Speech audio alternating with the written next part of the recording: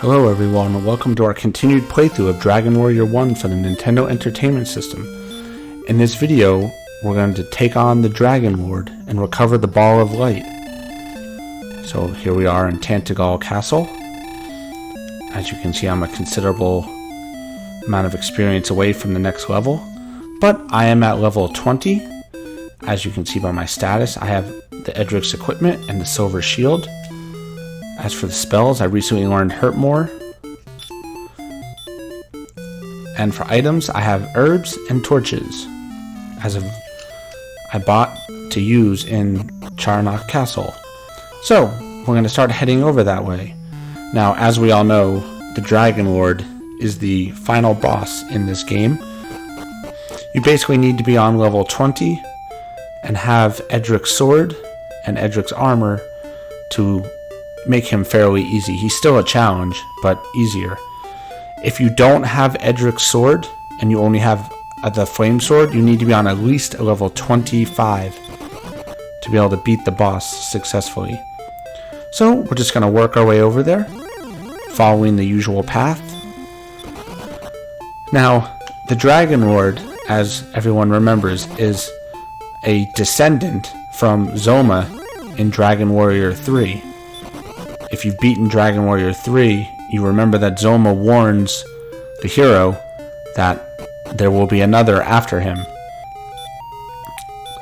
So the hero leaves the Sword of Kings, or as known as Edric's sword, inside of the castle for his descendants, aka me, in this game, to use against whatever enemies come our way, in this case the Dragonlord. So we're just going to keep fighting our way through this cave until we get outside, and then we'll head west over the Rainbow Bridge and into the castle. The story behind the Dragonlord is that the Ball of Light was given to King Lorik of Tantagal by our father, grandfather, whoever he was, from Dragon Warrior 3. Now, the Dragonlord stole the Ball of Light from King Lorik, and that's what created all these monsters. And it plunged this world into cold and darkness. That's the story, but in this game there is no night. Night didn't become a thing until Dragon Warrior 3, I believe. So here we are at Charlock Island.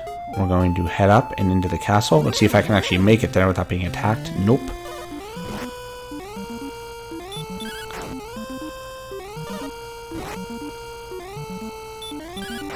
There's a couple options when you get to the Dragonlord, things you can do. There are some treasure chests near him. I don't go for them because they really don't have anything of value. There's a magic key and some gold, which at this point in the game is irrelevant. And you're presented with options when you talk to the Dragonlord, whether or not you want to join him or fight him. Obviously, we're going to fight him. If you join him, he immediately betrays you and kills you. And the game ends, and you have to start all over again. Right from your last save point. So, we're going to fight him and hopefully defeat him. So we're going to continue back the way we came before, when we're here for Edric's sword. There's no real path differences up until floor 4 or floor 5. Because it's all just one linear path that you follow. It doesn't split anywhere. So, we're going to go down the secret passage again. This time I brought some torches to ultimately save magic power. Now, as we remember, torches don't light as much of an area, but it's still enough to navigate around. Going to try my best to avoid fighting as much as possible in here, just to save on overall magic points, because fighting the Dragonlord uses a lot of heal more. I'll fight off some of these guys. The werewolves and that are pretty weak. Once you acquire the silver shield from Castletown of Cantolin, and you get to about level 20, between that, Edric's armor, you don't sustain a lot of damage from these guys in here, with the exception of the dragons. The blue dragon and the red dragon get pretty strong. So I tend to avoid those kind of fights. The wizards you can beat in 2 hits. So as you can see, he's beaten. We're just going to keep working our way through now.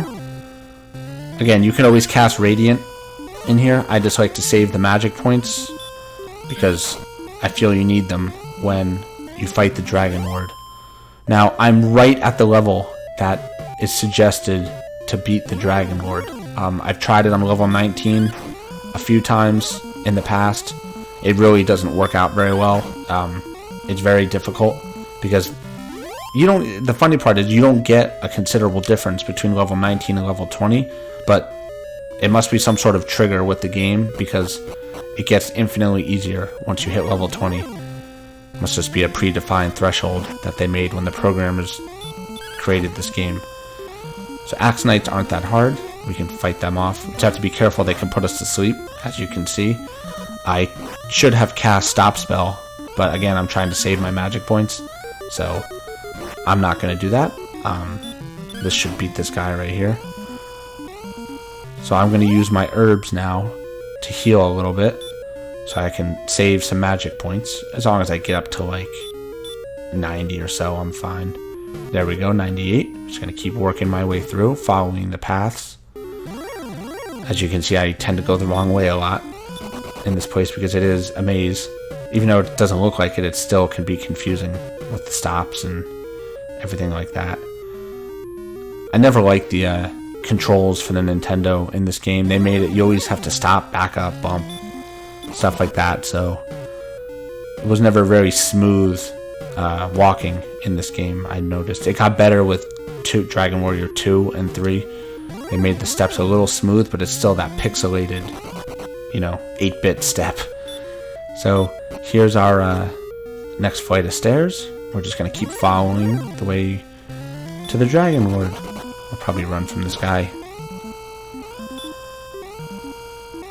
So running usually works pretty well in here. Sometimes you get those bot fights where you just can't, and it keeps blocking you from running, but after usually 2 or 3 times you can run. Blue dragons, I always split from these guys. I can probably beat them now, super easy, but I prefer just to save my fighting for the Dragonlord. So here we are on the 4th floor down, and we're just continuing to work our way through the Dragonlord's castle. As I said in one of my previous videos when we got Edric's sword, when I was a kid I used to play this game with my friends all the time, and this was before the internet, probably the mid-90s, and we used to have Nintendo Power, and that was it. So we used to actually draw out the caves and the maps so that we could learn our way through the areas without having to get lost so much. So here we are in level 7 or 8 in the Dragonlord's actual keep. Now ironically, you're deep in the ground and you don't need to use a torch, but there's water and grass in this area, so it's interesting programming dynamic there. I'm not sure what the thought process behind that was. It makes you look like you're on a roof, but in reality you're not, because you were always going down inside the dungeon, underneath the castle.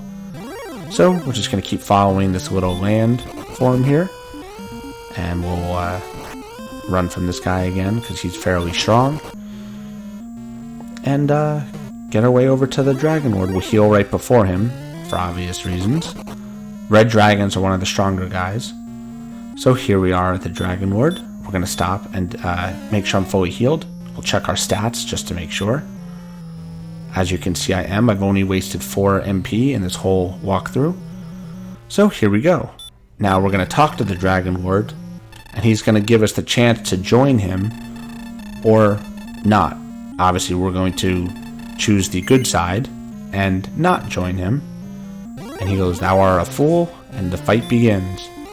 So this is his first form. It's usually a 1 or 2 hit kill. And there we go. So now he turns into his true form in typical Dragon Warrior style. He is a dragon. So he has about 135 hit points. So the typical rule of thumb here is never let your hit points drop below 50. If they do, heal. So we're going to use heal more every time we get below 50. And then we'll just continue. Heal more, attack, heal more, attack, heal more, attack. And we'll do that every time our hit points are below 50. He has about 100 to 135 hit points, depending on which variation you get when you fight him. If you're lucky, you get the critical hits, which make this fight even easier. But if you don't, you just keep hacking away at him and healing every time. Sleep doesn't work. Stop spell doesn't work. Nothing like that. So as you can see, we're just going to keep this pattern up. I'm going to take my chance and fight here. So now I'm getting down pretty low at 15. So I'm going to heal more again. Should bring me up to like 90 or so. 110, even better. So we're going to fight. And we should be almost done. A couple more hits, I'll probably take care of it. I bet you 1, maybe 2 more tops. I'll heal for good measure. And we'll fight again. This should be the last hit if my calculations are correct. He'll breathe fire, and we're going to attack. And there we have it. We have defeated the Dragonlord in Dragon Warrior 1. So we find the ball of light, and as soon as we touch it, all the monsters across the land disappear, and everything is back to normal and happy. It automatically takes you back outside. Now you have 2 choices. You can walk back to Tentacle Castle or simply cast return. I always like to walk back and just savor my victory because there's no enemies and nothing can hurt you. So now what happens is when we get back to Tentacle Castle, we see the very short ending of this game. King Lorik expresses his thanks, and Princess Gwaelin wants to come with us on our adventures.